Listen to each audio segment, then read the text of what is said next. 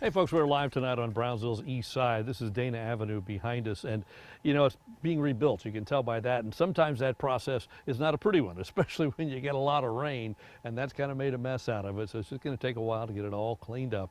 It just takes time. You also have the smell to deal with now that it's spread out just a little bit, but still, it's progress. I guess it's the price of progress. Let's talk about the rain that kind of messed things up here. Take a look and you can see that we've received some much needed rain in the Brownsville area again today, out where we're standing, about an inch to an inch and a quarter, something like that. Again, we're out on the east side out here, and this area has seen some pretty good rainfall. Also, you follow the road out past the port toward Port Isabel, almost a little more than an inch and a half out there.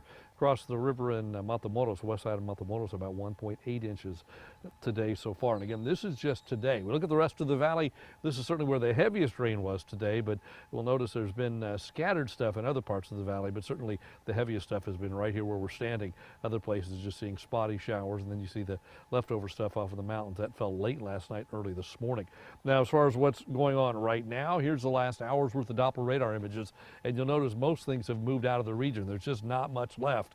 One lone shower out in the western part of the valley, another firing up along Highway 281 up just to the north of the valley, but not a whole lot. Now, we had a pretty good shower near Sullivan City. There it is, right there, right on the river, just south of Highway 83, and then one right on the Starry Hidalgo County line to the north of that, but that's about the extent of it. But still, isolated showers continue to be possible as we head into the evening. Now, let's look at the last 12 hours and see what the picture has looked like over the area.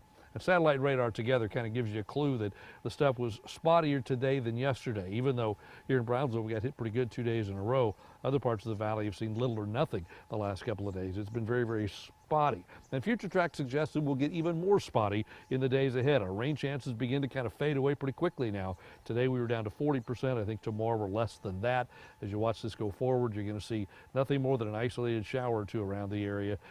We don't see much tomorrow. Sea breeze tries to activate, doesn't have much luck, so showers are much more few and far between, and even less active probably on Friday and into Saturday. As we head into the weekend, for the most part, we're looking at dry weather for the holiday. That goes for Saturday, Sunday, and for Monday and Tuesday as well. Your rain chances the next 3 days, not very good. We're coming out of a pretty wet period. It looks like now we're going to go back into a pretty dry period. A 20% chance of stuff tomorrow, 10% on Friday, and by Saturday we're looking at things being dry across the area and likely continue to be mainly dry as we head all the way through the weekend. Temperature-wise, the areas that have had rain are cooler. Here in Brownsville, it's only 83, while McAllen, a much less active day, not much rain there at all, a couple of sprinkles, 94 there. Also 94 in Edinburg, Weslaco in the middle at about 89. Harlingen checks in at 87. In the next 3 days, as we dry out, temperatures go up, up, and up again. 95, 97, 98.